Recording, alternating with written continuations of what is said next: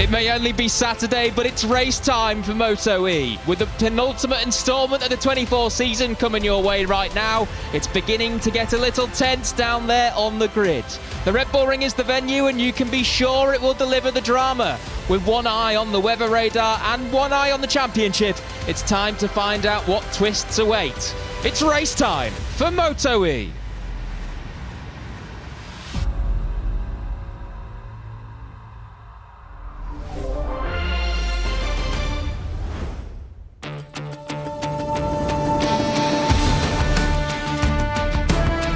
Welcome to race day here in the Red Bull Ring for the MotoE World Championship in what is round 7 of an 8-round series for the electric class, and we really are starting to get into the meat of this season, right down to the nitty-gritty tail-ending rounds of 24. It's going to be an interesting one here, with a possibility to be crowning a champion here today. Only one rider has that possibility, and his name is Hector Garzo, and he does indeed line up on the middle of the front row as well. So he set himself up nicely if the eventuality does happen later today in race 2. But for right now, we'll just have to see what awaits us in race 1. As you can see from the shots, it is pretty nice conditions here. The sun is shining, but as ever here at the Red Bull Ring in Austria, you never ever know when those clouds are going to form and dump a load of rain on this circuit here in Spielberg.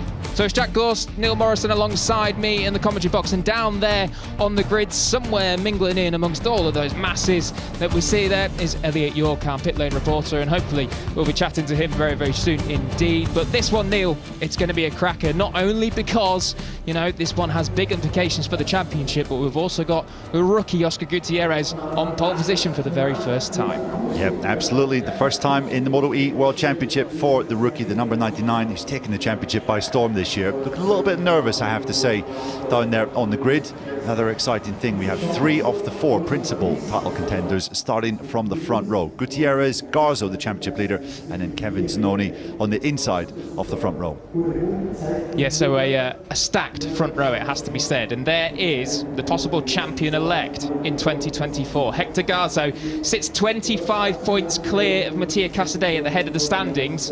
If he leaves here today with 50, well, that could do it, depending on what happens with the other riders. But anyway, we've got the pole sitter down there on the grid with Elliot. Elliot, you're down there with Oscar Gutierrez. Yeah, I'm down here with Oscar. Oscar, your first pole position in MotoE yesterday, a great day yesterday. How are you feeling ahead of the race?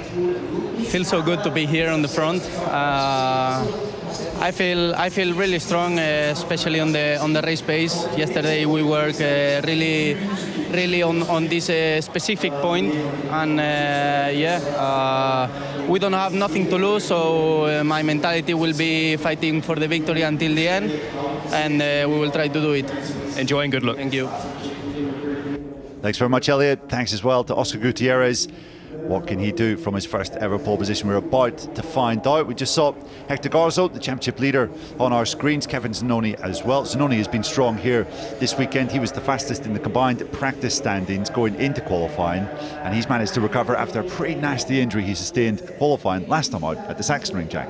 Yeah, of course, damaged his knee, tore a ligament there, also broke a small bone in the wrist, so really was through the wars in qualifying last time in Germany, with a bike ending up on top of him, which was a real unlucky scenario for Kevin to be in. And those 9th and 15th place finishes he dragged out, riding through the pain, just shows that he certainly knows how to grit it out as well. Here's a rider that knows how to grit it out, Jordi Torres. Great to see Jordi back to some real strong pace, and I have to say he probably looks the strongest here this weekend than he has done all season long, and it's now his 3rd second row starting slot in the last 3 races, so it definitely found a little bit of form late on in 24.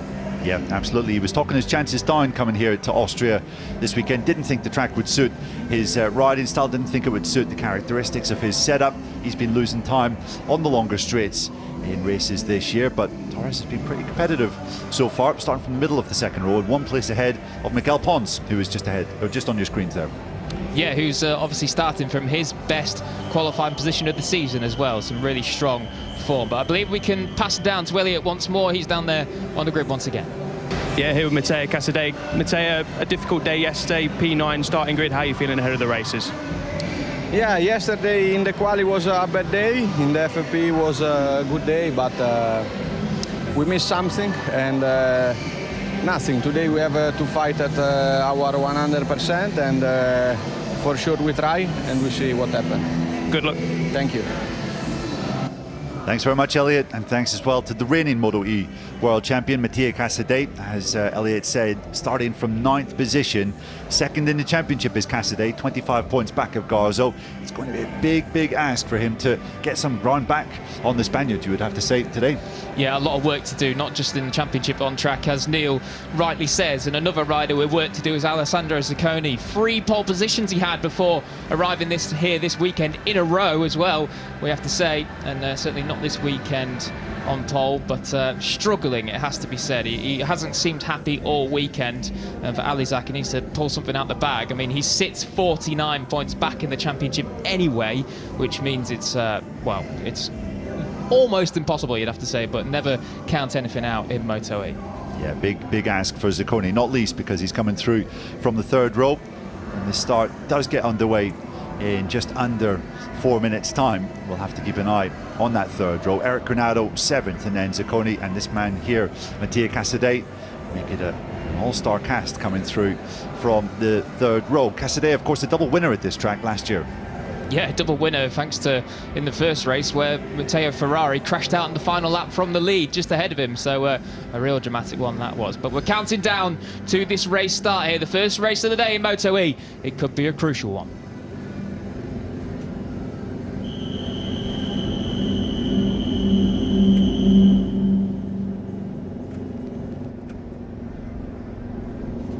So here is your grid for round 7 of the MotoE World Championship. Oscar Gutierrez, the rookie, lines up on pole for the first time in his career. Hector Garzo keeps his string of starting on the front 2 rows in every GP this year alive, with him going from 2nd. Eric Granado, great to see him back after that injury sustained in Germany. He's 7th, another fine job from him in Q2 yesterday, with Mattia Casadei there and also Alessandro Zacconi alongside. Maria Herrera, she starts from her best grid slot of the season from 14th. Great stuff from her, with Kevin Manfredi alongside her. Chaz Davies, Armando Pontoni and Massimo Roccoli, who had a free-place grid penalty for riding slow on the line. He will start from the back of the grid. So a bit more work to do for Roccoli in this one.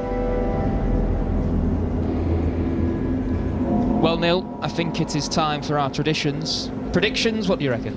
I'm going to go with Kevin Snoney, the rider starting from 3rd on the grid. I liked his rhythm throughout yesterday, and yeah, he's put himself in with a great shot starting from the front row. So Kevin, my shot. What about you, Jack? Yeah, good shout indeed. I was kind of thinking Kevin myself, but just in the last 5 minutes I think I've changed my mind, and I reckon Hector might pull it out of the bag in this one. Okay, Elliot, what about yourself? I'm going to go for a P1 on Friday. It's a P1 on Saturday in race 1. Oscar Gutierrez said yesterday the Red Bull Ring really suits his riding style. Was super happy with how he performed yesterday. Debut pole, of course. So I think Oscar might be able to turn that into another race win. Yeah, not a bad shout indeed, Elliot. Of course, this was the place where we first saw Oscar Gutierrez in the MotoE World Championship last season when he filled in for Pramac, taking over from Salvadori. So he's got some experience here, and we've seen that at tracks already this year, when he's had some previous MotoE experience at those circuits, he's done all right. And even at the tracks he hasn't been to before, he's done fantastically as well. So Oscar Gutierrez, definitely, you would say, one of the main rivals to spoil the Garzo party here on Saturday in Austria. Yeah, just keep an eye out on the 2nd row. Lukas Tulovic, we didn't really mention the German. He's qualified 4th. He's back to more or less full fitness after that horrible crash at Mugello, and he had a victory in MotoE here back in 2021. So Tulovic has some decent records here as well. Yeah, indeed he did. His best qualifying here this weekend since that Italian GP weekend, where he had that big high side in the first race of the day, where he was looking incredibly fast all weekend long there before it untimely went wrong. So watch out for Tulovic heading from the head of that 2nd row on the number 3 bike, but all eyes on the front row. We've seen so far in 24 that Zanoni is a rocket off the line. Can he get the whole shot from the outside of the front row? We'll keep our eyes on the lights as they do light up, and momentarily they'll be going going out, and now they are out, and we are racing here in Austria for MotoE, and it looks as though Hector Garzo is going to try and dive down the inside from the middle of the second. Oh, this goes sideways from Zanoni. How on earth has he not tagged the back of anyone there through turn 1? He's going to drop to around about 8th or 9th. The fringes at the top 10 at least anyway, as Garzo does indeed get the whole shot, and once again Zanoni is out of control down into the braking zone. My, what a first few corners for Kevin Zanoni. All action stuff from the Italian. He's very lucky to still be on the bike and still trying to pass Matteo Ferrari up into turn 3 this is, but Garzo, you can see, has some control established at the front. Mikel Pons is up into 3rd place, Jordi Torres in 4th. So Garzo then, he's got the perfect start. The champion-elect, of course, 25 points in the lead of this 24 series. There's 3 abreast down into turn 4. That looks like it's Hector Garzo, not Garzo, sorry, Granado on the outside, with Casadei picking up 2 of them through into turn 4 there. Yeah, brilliant stuff from Casadei. He was in 7th. He's picked off both Zacconi and Eric Granado down into turn 4, as you just saw there. So Casadei putting himself within a shot of catching this podium battle. You can see Garzo's got a very wide sweeping line down there into turn 6. Oscar Gutierrez nearly took advantage of that on the inside line, and Garzo once again going wide into the entry into turn number 7, but manages to bring it back. Great first lap coming in from Mikel Pons, who hasn't had a podium in a long time, and it's actually been since 21 right here since he got his last podium as his teammate Gutierrez, the rookie, the pole sitter, moves through to the lead, but not for long at all. The championship leader Garzo strikes back at the end of T1. Who was that was down Ferrari on the outside? Oh wow, that's a scary one, as we see Ferrari skittling down the road into the final corner, but thankfully it looks like everyone's managed to avoid the 2019 World Cup winner, and hopefully he'll be all okay.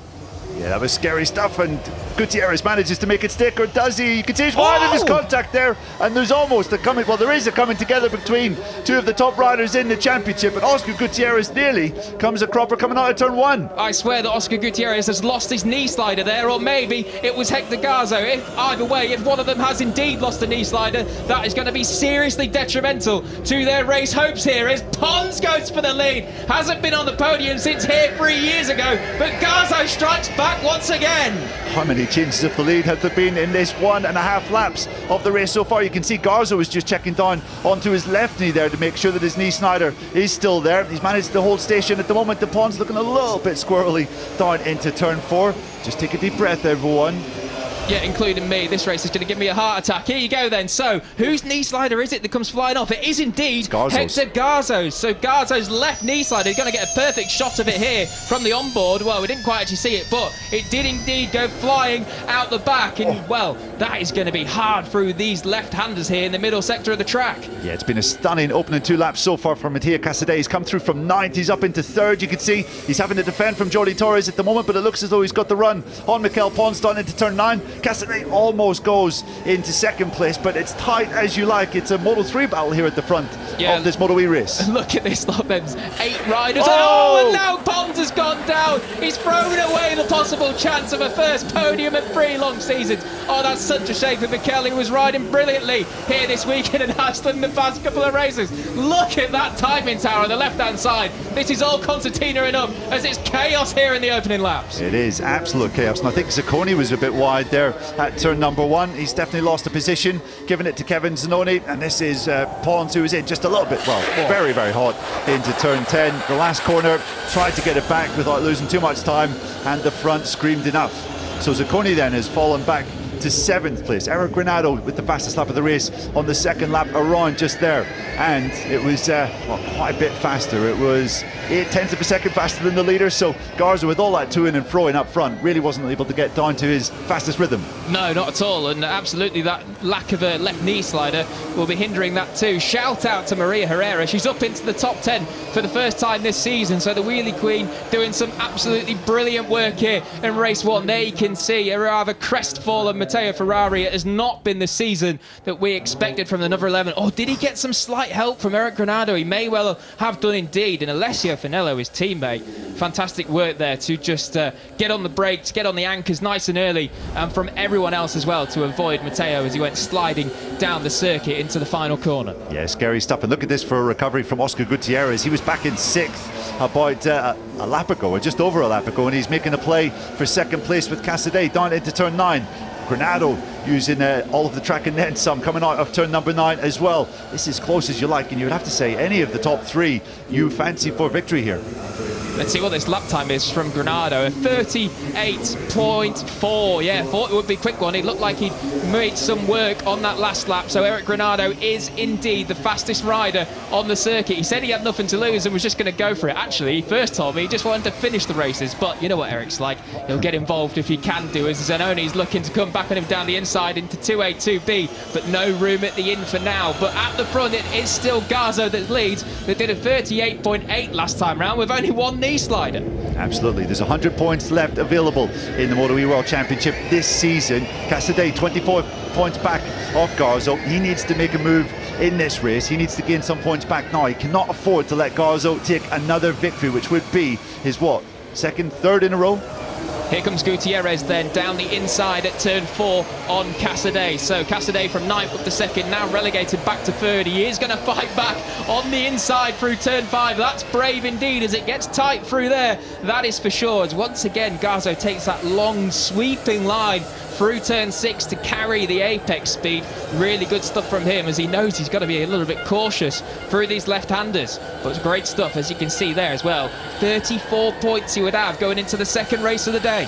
Yeah, and that would make a match point in race 2 all the more achievable if it stays like this. But something tells me it's not going to remain quite in this order, because look at the gap that Gutierrez has managed to cut down just in the short time that he's been in second place. It's down to about 0.2 of a second. He's already halved that from the second sector on this 4th lap of 7. Garzo comes across the line. Gutierrez, though, is right with him, and it's the fastest lap of the race for Oscar Gutierrez. So here comes the rookie then. He's back onto where he was before all the chaos started on the second lap here of 7 in race 1 of the day for MotoE, and Gutierrez has definitely got the hooks in. We know that he's good here. He wasn't too bad here on his debut last season in 2023 when he was a fill-in rider for just a couple of rounds on the Pramac squad, and certainly showing again that he's improved greatly on that since last season. Yeah, and you can see that a whole host of riders on the left of the screens on the timing tower have got track limits warnings. Granado, Zanoni and Zaccone, and I think there's been a crash at turn 3. We heard some commotion down there. The marshals are running, and that is Eric Granado is not there anymore. I think the Brazilian is falling down on the timing tower. And sadly, once again, Eric is going to fail to finish a MotoE race in this 2024 season. There you can see just the brake discs are smoking a little. Of course, this place one of the heaviest on the brakes that we go to on the calendar. This circuit really does punish the discs and the pads around here. And yeah, you can see them just trying for a little bit of help there, but a huge shame then for Eric, but thankfully glad to see he is up and all okay. Yeah, I think Kevin Zanoni and Alessandro Zaccone, their podium fights or podium challenges are pretty much run. It's a 4-way fight for the podium here, maybe a 2-rider fight for victory. Oscar Gutierrez is all over Garzo as they come down into turn 9. Will he try and make a play? No, he does. And another change of lead. Can he keep it tight though? We saw this on the end of the first lap, and once again Garzo bites back to retain the lead as we dive into the final corner. We're about to cross the line for 2 laps to go here, and it's a 4-rider race for the victory, as once again Gutierrez has used the slingshot out the final corner to grab the lead into turn 1. Can he get it stopped this time around? It looks as though he might well have done. Gutierrez hits the front for the first time. Absolutely, and could that be a decisive move? For the first time, Oscar Gutierrez manages to hold the lead after overtaking Hector Garzo. Garzo has been fighting right back. He's going to go around the outside into turn 2B. Doesn't quite manage it this time around, and that is really going to hold up Mattia Casadei just behind. Yeah, watch Casadei now. He'll be sensing blood in the water. Does he dive to the inside at turn 3? No, he doesn't. Cool harm head on Casadei's shoulders, that is for sure. It looked like he had to get out the throttle there just a fraction, not to tag the rear wheel of Hector Garzo in the exit at turn 3, and that's compromised his speed all the way down the straight. But thankfully he's held on from Torres, who of course Torres will be spewing in his helmet because he's always saying how he's slow on the straight. But look at the gap that Gutierrez has got now. We've only got a lap and a half to go, and this is by far the biggest gap that the race leader has had in this race. Yeah, exactly. Maybe that wasn't the wisest decision for Hector Garzo to try and react immediately on the number 99, but I guess it does show he is fearful of Gutierrez's speed. Such was his pace throughout the practice sessions yesterday. You can see Garzo once again with that sweeping line coming through turn 7, cuts back through to turn 8. And this is such an important part of the track and part of the race as well. Gutierrez now with half a second in hand, and he's managed to maintain that coming through split number 3. This is composed stuff from a young lad, a rookie in this series. He hasn't won a race since the first race in Barcelona, and he's only got one lap standing between him and doing that. And indeed, with it, he would slash the gap to the championship leader Garzo from 29 to 24 as we dive into the second race of the day. But he needs to keep it clean and tidy here as Torres is looking for back-to-back podiums as he picks off Casadei into turn one. Yeah, Casadei could be in trouble here because Kevin Zanoni has found his second wind and they're almost three abreast going down into turn two. You can see Gutierrez getting it out of shape. Garzo trying to make a bit of an impression on that lead as well. And there was Gutierrez, 4/10 of a second faster than the championship leader last time around. Yeah, but look at this from Garzo. He's definitely closed in through the first split and he's on the back of Oscar now. Certainly not letting him have this. A little bit of a wobble for both of them on the way into turn three, and it looks as though it hindered Garzo more than it did Gutierrez, as once again Casadei's fighting back as we go free abreast down into turn four. Zanoni with a double bubble slipstream up into P3. Great move from Kevin Zanoni. Absolutely, taking advantage of that double slipstream, and he manages to hold it on the exit. Casadei once again going tight underneath Jordi Torres as he made it stick on the Spaniard. Oh, and he pulls across over the front of him. Brilliant stuff from Casadei to get fourth place now, but fourth place, frankly, it's not enough. Well, Hector Garzo looked as though he might have put them into a checkmate position with leading this race for the majority of it, but Gutierrez, after that contact early on, fought back from sixth place after that, well, a big contact at turn one, and looks as though he might hold on to take victory here. Just his second victory in the MotoE World Championship. One corner remaining for the rookie. Get it through here. Don't touch the green now, Oscar. That would certainly ruin your morning here in Austria, and he hasn't done. He has won here. The first race of the day goes the way of Oscar Gutierrez, and he cuts the championship advantage by 5. We are alive and kicking here in the 2024 title chase. Yeah, we certainly are, and we certainly are thanks to the efforts of Oscar Gutierrez, the rookie in the class this year, who has just moved up to second in the championship thanks to that second victory of the year. Well, so nearly came a cropper coming out of turn one with that contact with Hector Garzo, but how he fought back from there was so impressive. And in, what, just over a lap, he was right back in the midst of the podium hunt. And it was that lap where he managed to put 4/10 into Hector Garzo, the championship leader, that proved decisive in the end. Brilliant stuff and brilliant race overall, Jack. Yeah, absolutely. I mean, it was a chaotic race indeed, that is for sure. The first couple of laps, how many places, how many times did Gutierrez and Garzo trade places? That was absolutely fantastic. Here is the move where Garzo fought back for the second time on Oscar, getting it spun up there as he tried to keep it on the straight and narrow through the penultimate corner.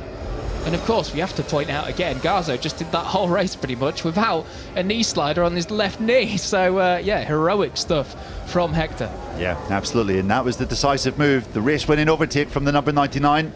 And almost more crucial than that was Garzo trying to get him back into the chicane the next time around, which lost him crucial ground.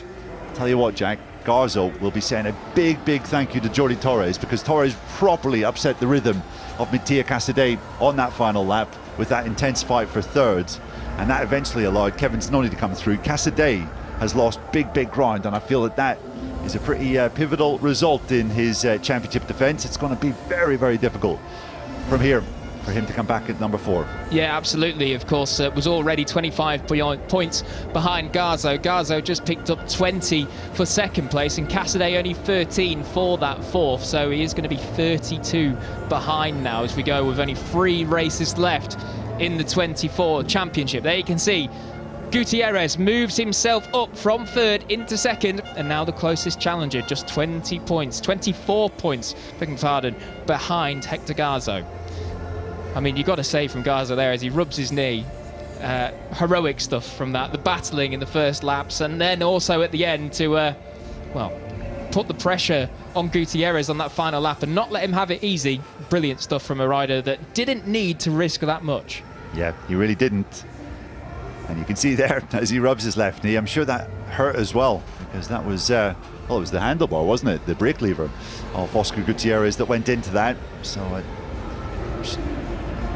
I'm sure that it's not been the most comfortable of rides for Hector Garzo, and he's letting everyone know that just now. I think we're just hearing from Elliot in our headsets that potentially there could be a change of third position here. Elliot, do you have more?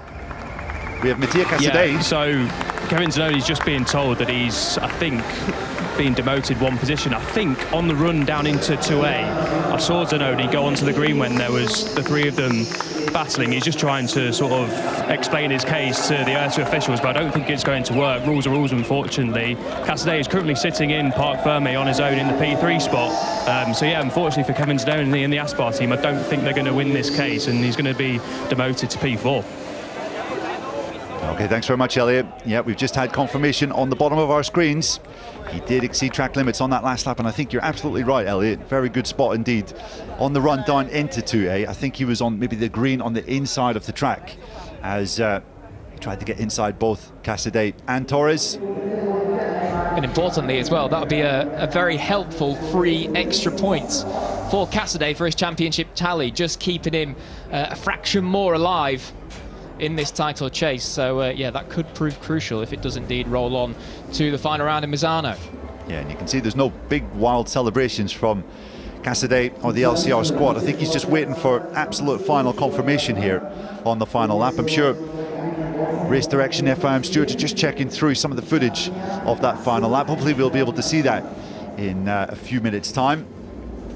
But yeah, that could be crucial. And if my mathematics aren't wrong, if the championship lead is down to 24 points, that means that Garzo can't win the championship today. Don't think so, no, because he would need 50, wouldn't he? So yeah, I mean, we are both terrible at maths, but we figured that one out between the two of us. Yeah, good stuff. Glad we got there, Jack. Yeah, 2 minds better than 1 for sure. And that's great, isn't it? The championship will be going to Misano then in 3 weeks' time, the final round of the MotoE World Championship this year. Had so many vintage and brilliant, memorable last round duels in this championship, and we'll have another one, we're delighted to say. And all at a place where the likes of Casadei certainly knows how to go very well around there indeed. Of course, his home circuit, and including Kevin Zanoni as well, who is still arguing his case here about the last lap. Here we are, we're going to see it then. Elliot said it was on the run down to 2A, 2B, and that is, well, that's as clear as day, isn't it? Yeah. Definitely on the green there, on the outside of the circuit, heading down to the little bus stop chicane. And if there's no clear disadvantage for Kevin Zanoni in that instance, it is in the rule book, if there's no clear disadvantage, which there wasn't, then that's going to lead to a penalty. He didn't gain a position on that particular instance, but yeah, tough for the Italian, but those are the rules, I'm afraid. Sorry to butt in, boys, judging from the body language, I think Aspar are basically saying that he sort of got pushed out wide. That's what I'm getting from watching him from close up. But yeah, Zanoni's not moving. The Aspar team are not giving this up easily, and why would they want a podium finish? But yeah, back to you guys. Absolutely. Well, back to you, Elliot, because we're going to spoke to the world champion Mattia Casadei, who's managed to get 3rd place here in Austria. Mattia, P9 to P3, a great race. How are you feeling? Yeah, great race. I'm not very happy because I was more in the front, and I can win this race, but I don't do it. We miss something. We have to work for found because I push at my 100%, and the good result that I want don't come. But happy for this P3, and we'll see what happens in the second one. Great race. Thank you.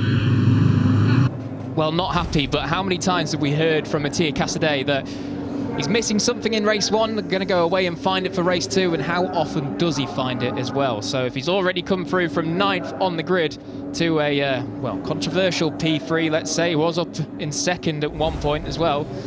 But yeah, let's see what he can do in race 2. Here's Hector Garzo then, a dramatic race for the championship leader. He's down with L. Hector, P2, great for the championship. Talk us through the contact and losing your knee slider. How was the race? Yeah, thank you very much. Well, P2, I think the important thing is to get the most points time possible. Yeah, for sure, with the contact with Oscar, I lost the slider on the second lap. This made me really difficult for the corner 6 and 7 during the whole race. I was losing a lot of time in there, but well, I think we did a good job. Oscar was so fast in here. I think we just have to keep this rhythm, keep fighting, and see what happens. Great job. Thank you. Great stuff from Hector Garzo. A little disappointed to lose out in that victory fight, but still his championship lead was reduced by just 1 point from 25 down to 24. well, he certainly was in an aggressive mood right the way through. But this is the star of the show, Oscar Gutierrez, with his second MotoE victory, and he's down there with El. Yeah, Oscar, what a race, what a battle for the front. Finally a win after the Barcelona win. You must be really pleased. Really happy to be on the top again. This was a crazy race, but you know, I think everybody enjoyed the race. The team did an incredible job again. I still struggle a little bit with in the first laps because there is a lot of rubber on track. But you know, I managed in a good way, and in the end, again we did a victory. Really happy, and now focus on race 2. Great job. Thank you. Cracking job from Oscar Gutierrez. Of course, the record books will say pole to P1, but it won't include that, will it? That was certainly a dramatic part of this race, just at the start of the second lap here. Of course, that incident caused Oscar to drop all the way down to P6, and he managed to pick his way through, all the way back through to where he started the race. So, yeah, a squiggly route to a victory, but he got there nonetheless. He did, indeed. He got there, and we got back in that fight within just over a lap's time before managing to gap Garzo on that final lap. You really feel the second race of the day, it will be pretty much more of the same. The likes of Zanoni and Casadei will need more than ever to beat the top two in today's race. So it should be a real cracker. Race 2 coming up later this afternoon after the MotoGP sprint. You will not want to miss it. And with the championship now really on the line, we are entering a real critical phase of this 2024 MotoE World Championship. And just as we wait for the riders to make their way up onto the podium, just looking at our timing screens to look further down towards the fringes of the top 10, and two great rides coming in. Massimo Roccoli picked up a 9th place from the back of the grid, so certainly an entertaining race for Massimo there, making manoeuvres left, right and centre. And so too Maria Herrero, she picks up her first top 10 of the season. We did say she was looking much quicker here, closer to that mid-pack battle than what she had done before in the 24 season, and yeah, she's proved it right there with a fantastic top 10. Yeah, excellent stuff from Maria Herrera, who's steadily got a little better throughout this year in the MotoE World Championship. One name that we were maybe expecting to see in that lead fight, he wasn't there. Lukas Tulovic down in 8th, and Tulovic I think had a nightmare first lap. We didn't really see it, but I think he might have got pushed wide or ran on at some point. And was way down outside the top 10, so the German managed to fight through, come back through to 8th. So a bit of disappointment for him, as the circuit DJ is certainly putting the work in to get the crowd up on their feet. We've got Moto3, Moto2 qualifying coming up after this, of course, and then we're into the MotoGP sprint. A packed day of brilliant motorsport action coming up here at the Red Bull Ring, and we have a fabulous weekend of weather for it. Was looking a little ominous with the clouds earlier, I have to say, Jack, but it's cleared, and yeah, stunning sunshine greeting this circuit now. There's no better place really to go racing in these types of conditions. No, there certainly isn't. I mean, the atmosphere at this track is always brilliant. When we come into the circuit and then leave the circuit in the evening, we drive past one of the main campsites here with all the fans packed in, having some food, a couple of drinks, and enjoying themselves thoroughly after the action is all done. And yeah, the party certainly does indeed roll on long into the night here in Spielberg. So it's always a good event to come to if you want a bit of a European away day, if you're from the UK or elsewhere. This place, not a bad one to do. Mattia Casadei then steps onto the podium thanks to that last lap track limits infringement by Kevin Zanoni, who loses that third and is pushed back down to 4th. Hector Garzo, with only one knee slider on his levers, takes a fantastic 2nd place. But it is indeed Oscar Gutierrez with a hard-fought victory and just his 2nd in the MotoE World Championship. And what a way to do it as well. Keeping the championship alive, it does indeed mean that it rolls on to Misano. Nicola Zandalicini gives out the trophy for the 3rd place to Mattia Casadei, his first podium since the Italian Grand Prix at Mugello. 2 whole rounds he went without a podium appearance. And now for the 2nd place trophy to Hector Garzo. Doesn't look best pleased, does he? But I'm sure once the dust settles, he'll realise that that was a very valuable win. And Carlo Malaspina hands over the Victor's Trophy to Oscar Gutierrez, who raises it above his head for the second time this year. What a rookie campaign it's been for the number 99. And now it's time for the Spanish national anthem.